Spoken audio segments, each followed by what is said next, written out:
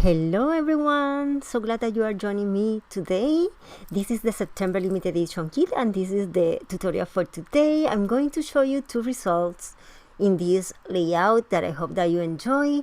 I'm going to ask you that you let me a comment down below and let me know which one of the results is your favorite, number 1 or number 2. I'm going to use this frame that I'm showing you here. Is from the laser cut from the Viking collection that is featuring in the September limited edition kit by My Creative Scrapbook. And I'm going to let you the link if you are interested in the kit. I'm going to let you the link in the description box. Okay, look, these three pretty dragonflies. I just love them and I don't want to cover, so I'm going to make all my composition around these three boys. And here is this circle with the heart. I just take my scissor and cut the heart out from the stamp because I want to, this is a romantic layout, so I'm going to stamp several times the heart of the background. Here I'm using my anti-static powder and apply this on the background because I'm going to stamp the heart with embossing powder. I'm going to use my Emboss With Me pad and I have here two different embossing powder. I'm going to stamp the heart several times. This is like the embossing pad is like a sticky ink that helps that the embossing powder adhere to the paper. And I started with the black original. My idea is all the black hearts on the background, but I don't like it, my friend. Once I stamp everything, I think that the hearts takes too much attention and I want to enhance the beautiful background paper. So for that reason, I will remove it, but I want to show you the process because sometimes, you know, we start with an idea and then we don't like it. So it's okay. I just take my paintbrush and remove the powder and it's easier in that way. Now I'm using the white embossing powder and I love how it looks. I take the heat tool here and I am melting all the white embossing and you can see the beautiful hearts now, and I will continue doing this. After I melt this, I stamped I think 3 more hearts that I'm not going to show you the process, but I will show you the paper. I am cutting 4 strips of cardboard and adhere on the back of the frame just to give dimension. I want that the area that the photo will be have, you know, pop out from the rest of the embellishment that I'm going to put on my page. And I'm going to adhere this to this white mat off camera. Let me show you here all the hearts. You see, I add two more hearts and I love how they look in white.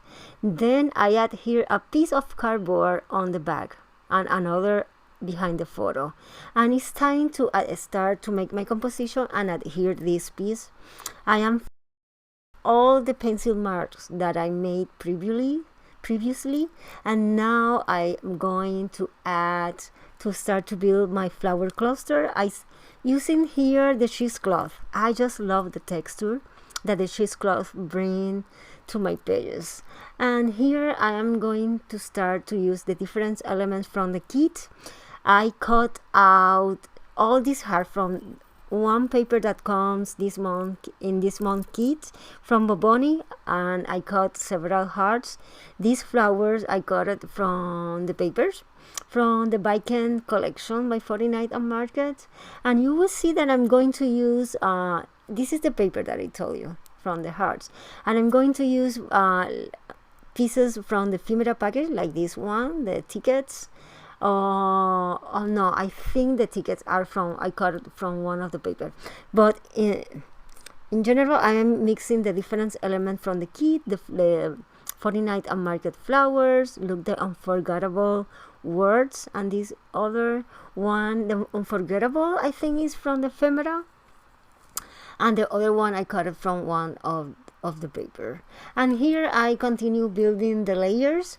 If you notice, I am using 3D foam tapes in some of the elements and others I let it plain. I love this. It looks like a strings this piece, and I love it. It looks, and I want to enhance the title, so I'm going to put it behind my title. And once I have all this, I'm going now to attach all this off camera. Okay, my friend, you can see here how everything looks. I don't know if you can appreciate the layers and the dimension that some of these pieces has. You see, it looks so lovely and is not complicated so far. Okay, I want to add these purple berries and the bow. Not sure if I'm going to attach the bow, but it is so pretty and I want to put it in some area here.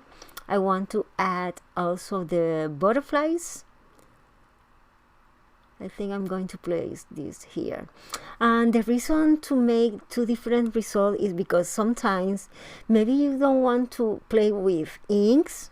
I love inks, but I know that not everyone loves inks. So for that reason, I want to show you two different results with the same page that doesn't take too much time. And you just select which one you prefer. I personally want to know which one do you like more.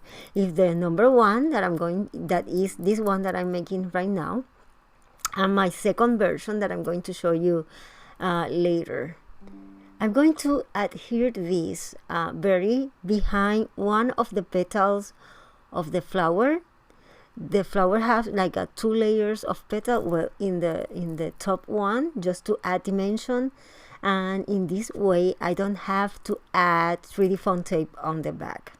Now I'm going to add a few of pearls, and I put one pearl over on the top of one of the paper flowers and the other one direct on the paper. In that way I can highlight the layers, and it gives it brings dimension because you can appreciate more all the layers.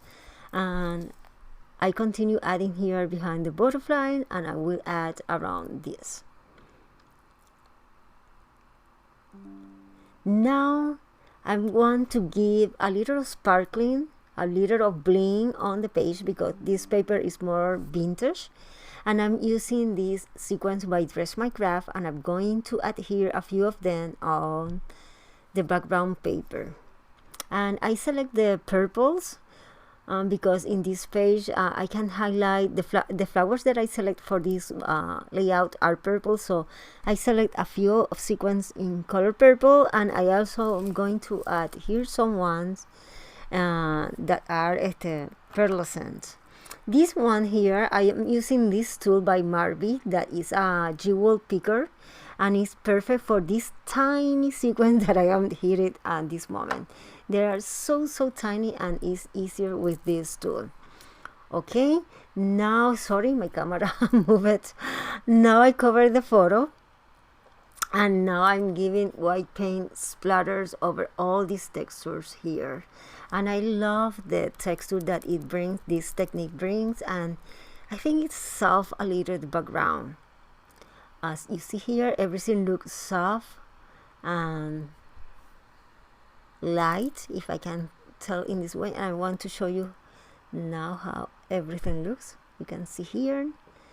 And when I see this, I think that it needs something else. So I'm going to use, now you can see here all the dimension. Let me know if you like this version, but before, let me finish this. I'm going to when I see this, I think that it needs something, because the photo, if you notice, it looks very white. It has like this light, the photo. So I'm using the same mix, the acrylic with water, and blend this on the background behind all the flowers cluster here, just to bring the sensation of the illusion that they are in a cloud. So for that reason, I am blending this on the background to smooth a little the colors on the background and create this white shadow effect. Usually I always use dark color because I love the depth create depth in this area. But I want to bring you to different results. So the first one is with the white, as you see, and I'm going to show you soon how it looks. And you let me know in a comments which one, if the one with the white or the second version. Take a look now, my friends. Look, it is soft, the effect that I create, but it soft a little the colors and bring this cloud sensation on the background. You can see here everything how it looks. Okay,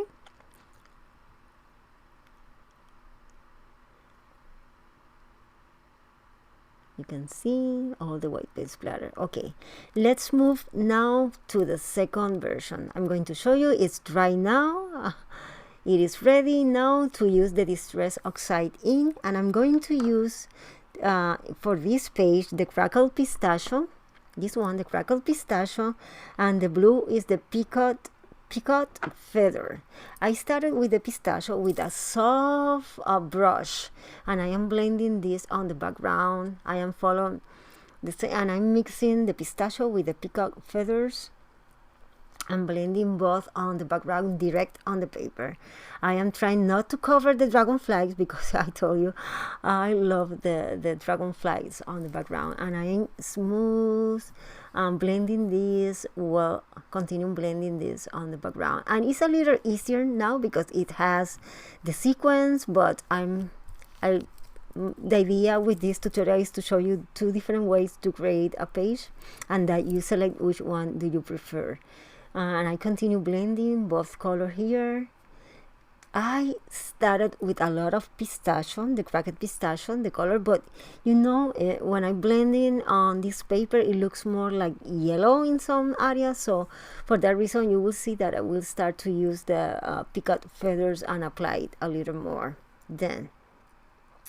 And at the end, I wasn't sure if I prefer more the pistachio than the pecan feathers. I was, you know, when you started with, you don't like it, but then you mix the other color and you say, no, I think that it looks better with, in the first, with only with the pistachio. Well, it happens, but then I don't worry. It's mixed media, and you know, you can make different techniques and change everything later. Here is when I start with the peacock feathers because I think that I look more yellow with the pistachio. But then I take baby wipes and I am removing the ink over the hearts. I want to highlight all the stamping work. So, and I think it looks so cute when you remove the ink because it, you know, the embossing is like a satin effect. And it looks it has this lovely shining, all these hearts. Okay, now I'm going to cover my photo and add the white paint splatters again, and with this I'm going to blend a little the blue, or you know, to try to I should say to try to soften a little this blue on the background. So I am applying several paint splatter over the blue area, and with this I give two different techniques, the white paint splatter and the oxide effect, that I am cleaning my hands here because I am full of this white paint splatter. And with this mix, I made the Distress Oxide effect on the background. Here I'm using my the archival ink in black with this stamp that is from a previous limited edition kit, and I am stamping randomly behind all this area just to give depth, the positive that I tried to do in my first version that I show you. Here I am stamping with the black, and in that way I will give a lot of depth to this page. And as you see here, it is ready now. I think that I am happy how it looks. And take a look, my friends.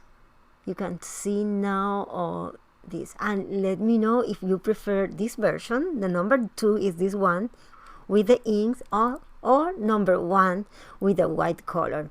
As always, I will let you all my information in the description box down below, the link, my social media, and I hope that you enjoy this. If you like it, please bring me a thumbs up in this video, and here are 2 more videos that maybe you are interested, and I hope that you find some inspiration, and I come back soon with a new video tutorial. Nos vemos. Bye bye.